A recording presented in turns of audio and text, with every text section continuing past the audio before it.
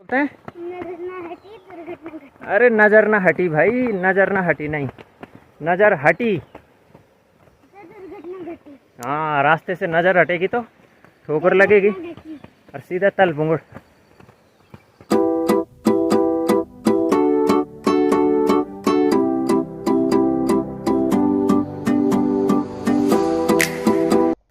नमस्कार दोस्तों, देवभूमि उत्तराखंड से आपका स्वागत है मेरे इस ब्लॉग में। और अभी मैं जा रहा हूँ अपने गांव के रास्तों से होते हुए और मैठाणा घाट बाज़ार की ओर। मैं अधिकांशतः इन रास्तों में अकेले ही चलता हूँ, लेकिन आज मेरे साथ शिब्बी और चाची भी आ रहे हैं पीछे से। शिब्बी ने काफ़ी जिद किया आज कि मैं भी आऊँगा मार्केट, तो फिर मम्मी और पापा ने बोला कि शिब्बी को भी घुमा के लाओ मार्केट, क्योंकि वो मार्केट नहीं जा रखा है अभी तक। आजा शिवी, आजा फटाफट आजा।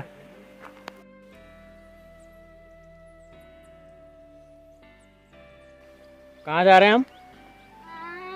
सिरौली।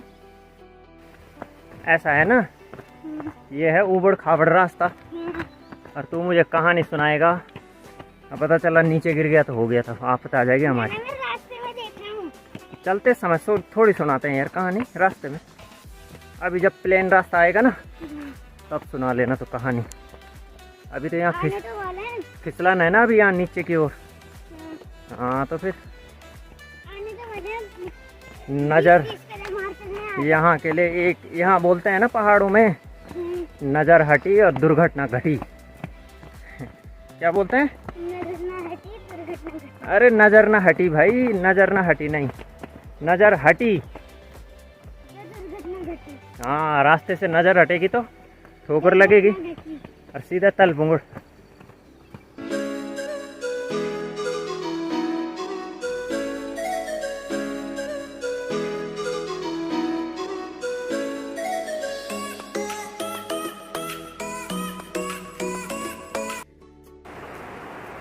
यहाँ जो है पिछले एक हफ्ते से लगातार धूप लगी हुई थी, मतलब रात को नहीं, दिन में। ठीक है, तो दिन में जो धूप लग रही थी वो इतनी तेज़ लग रही थी कि आप पूछिए मत। तो उससे हम मतलब एक अजम्पशन कर सकते हैं कि जो शहरों में गर्मी पड़ रही होगी वहाँ के हालात कितने त्रासद करने वाले होंगे, और बहुत ही ज़बरदस्त गर्मी पड़ रही होगी इस समय। जो बड़े मेट्रो सिटीज़ हैं वहाँ तो बहुत ही ज़्यादा, क्योंकि यहाँ भी काफ़ी गर्मी पड़ रही थी और दिन में बहुत ज़्यादा उमस हो रही थी। लेकिन आज क्या है कि सुबह से ही आसमान में बादल लगे हुए हैं, पूरी तरह से पैक हो रखा आसमान, और इसको देख के सर्दियों वाली फीलिंग आ रही है जब बर्फ़बारी होने को होती है। तो जब बर्फ़ गिरती है पहाड़ों में तो ऐसे ही मौसम होता है, पूरा आसमान पैक हो जाता है। तो अभी हम अपने गांव के रास्ते से और चल रहे हैं सिरौली के लिए। और ये जो क्षेत्र है यहाँ का, ये बाघ का सबसे प्रिय क्षेत्र है, क्योंकि बिल्कुल एकांत है और यहाँ पर कैक्टस के हैं बड़े बड़े पेड़। तो जब हम छोटे थे तो इन कैक्टस के पेड़ों पे पत्थर मारा करते थे जब गोर चराने जाते थे, पालतू पशुओं को चराने के लिए। तो तब इस कैक्टस के पेड़ पे हम पत्थर मारा करते थे और फिर इनसे दूध निकलता था। तो आप देख सकते हैं कि इस पर कांटे भी होते हैं, ये इस तरह से कांटे होते हैं, और काफ़ी बड़े बड़े पेड़ हैं ये। आपने कैक्टस के छोटे पेड़ देखे होंगे, लेकिन ये तो आदम कद से भी काफ़ी ऊंचे हैं। तो इस तरह से इस क्षेत्र में जो है पत्थरों की भरमार है और मिट्टी कम है, तो इसको उगने के लिए ज़्यादा उपजाऊ भूमि की आवश्यकता नहीं होती है। तो इधर पूरा कैक्टस का ही जंगल है।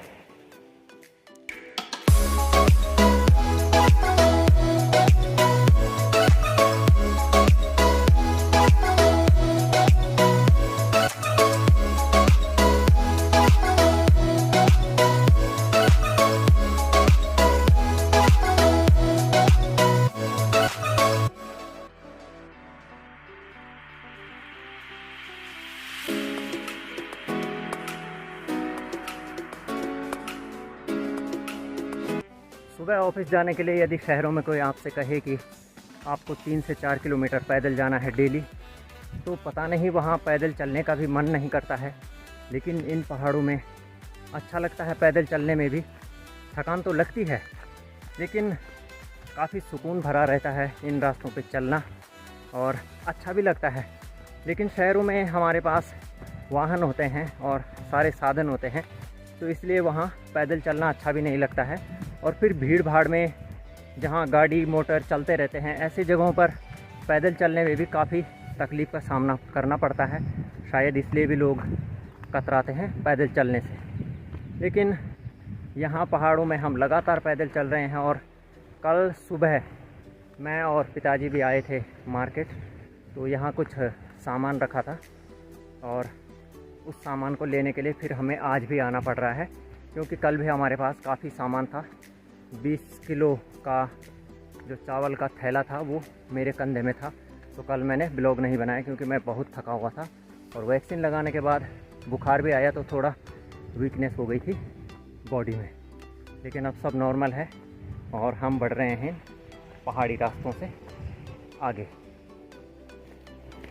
शिवी दादाजी का हाथ पकड़ करके इन पहाड़ी रास्तों पर आगे बढ़ रहा है और पिताजी उसकी क्लास ले रहे हैं चलते चलते। उसको सामान्य ज्ञान और सामान्य इतिहास और अपनी जो लोक संस्कृति है उसके बारे में बता रहे हैं कि किस तरह से हमारा उत्तराखंड राज्य बना था, उसका निर्माण हुआ था और क्या क्या उसकी आधारभूत संरचना थी जब राज्य बना था और क्या क्या सपने थे। तो इन सब के बारे में बता रहे हैं उसको, तो उसका भी नॉलेज बढ़ेगा धीरे धीरे। शिवी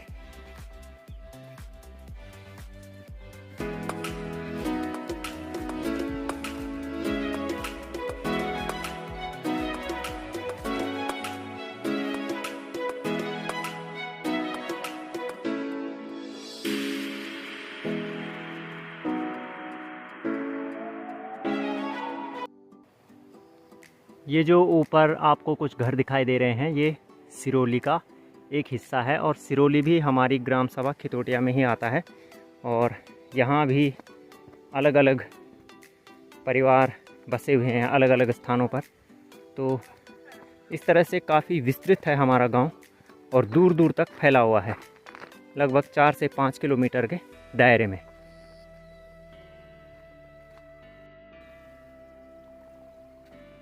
और इस रास्ते पर चलते हुए यदि मैं नीचे की तरफ आपको बताऊं तो यहाँ बहुत गहरी खाई है और यदि कोई आदमी यहाँ से गिरा तो फिर उसके लिए तो बिल्कुल भी सही नहीं होगा। तो हम ऐसे ही पगडंडी वाले रास्तों पर चलते रहते हैं। और यहाँ आजकल घास उग रखी है और कुछ झाड़ियाँ हो रखी हैं, तो इसलिए इसको भ्याल कहा जाता है हमारी लोक भाषा गढ़वाली में। तो ये पूरा नीचे नदी तक फैला हुआ है। तो यहाँ पर काफ़ी खतरा लगता है कि गिरने का भय जो है हमेशा बना रहता है, इसलिए इन रास्तों में संभल कर चलना पड़ता है। और ये देखिए यहाँ पर एक हल्का सा मोड़ है और इसके बाद है नीचे गहरी खाई नदी की। ये देखिए सीधे नीचे हमें मिलेगी नदी। तो इस तरह से एक पठार के ऊपर ये रास्ता बना है। और ये जिस रास्ते से हम आगे बढ़ रहे हैं ये है सिरोली। तो ये आप सिरोली के कुछ मकान देख सकते हैं और इसी रास्ते से चलते हुए हम आगे बढ़ते हैं। और फिर नीचे बन रहा है पुल, तो इस पुल पर पहुंचेंगे अभी। अब फिर हम वहाँ से जहाँ वो ट्रक जा रहा है उस रास्ते होते हुए और पहुंचेंगे मार्केट।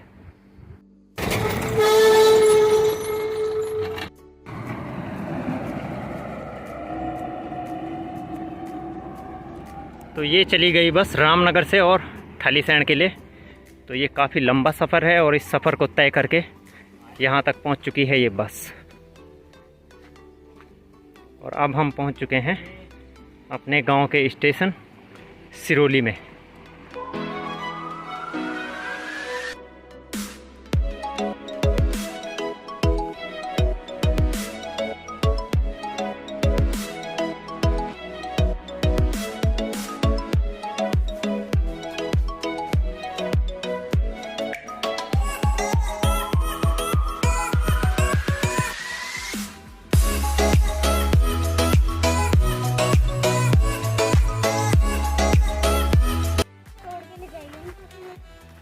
अब मैं और शिवी और दादाजी जा रहे हैं रास्ते में पैदल, क्योंकि ये सड़क का रास्ता है और इधर बन रहा है नेशनल हाईवे का बड़ा सा ब्रिज।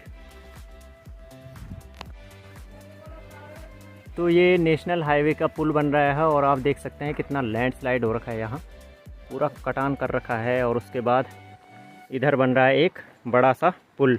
और अब हमें एक दोस्त और मिल गए हैं, हिमांशु जी। गोली भाई राम राम। ऐसे किनारे हो जाओ गाड़ी। हमें रोड में बस मिल गई थी लेकिन हम बस में नहीं बैठे क्योंकि पैदल चलने में भी अच्छा लगता है। तो ये क्या है? जिंदगी एक सफ़र है सुहाना, यहाँ कल क्या हो किसने जाना। नीचे खटलगढ़ नदी बह रही है, तो इस नदी में हमारे गांव की नदियों की अपेक्षा काफ़ी पानी रहता है, तो सिद्धि को बहुत डर लग रहा है। जबकि नदी उससे लगभग 300 से 400 मीटर दूर है और यहीं से उसने मेरा हाथ पकड़ रखा है, ये देखिए। छोड़ दिया आप।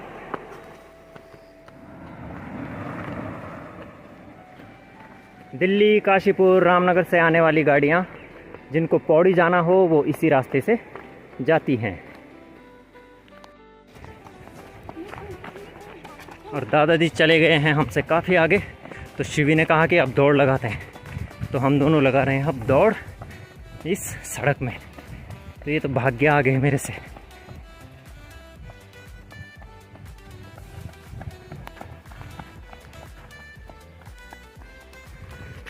फर्स्ट आ जाऊंगा शिवी, फर्स्ट तो मैं ही आऊँगा यार। सर पे तो ये है मैठाणा घाट का पुल और यहाँ से रसिया महादेव, बैजरो और रामनगर के लिए सड़क जाती है। रसिया महादेव की दूरी है 8 किलोमीटर।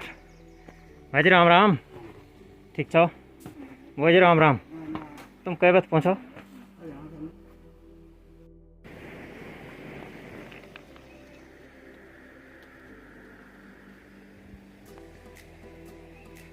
तो यहाँ पर है उत्तराखंड ग्रामीण बैंक और शाकंबर भाई साहब की चक्की।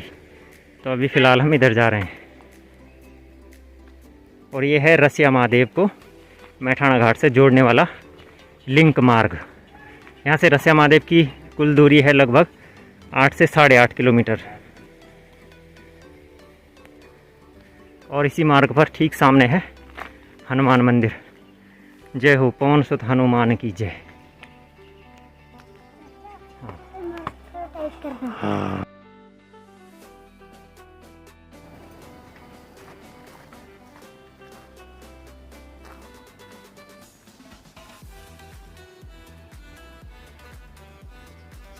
शिवी भारी तो नहीं हो रहा बैग?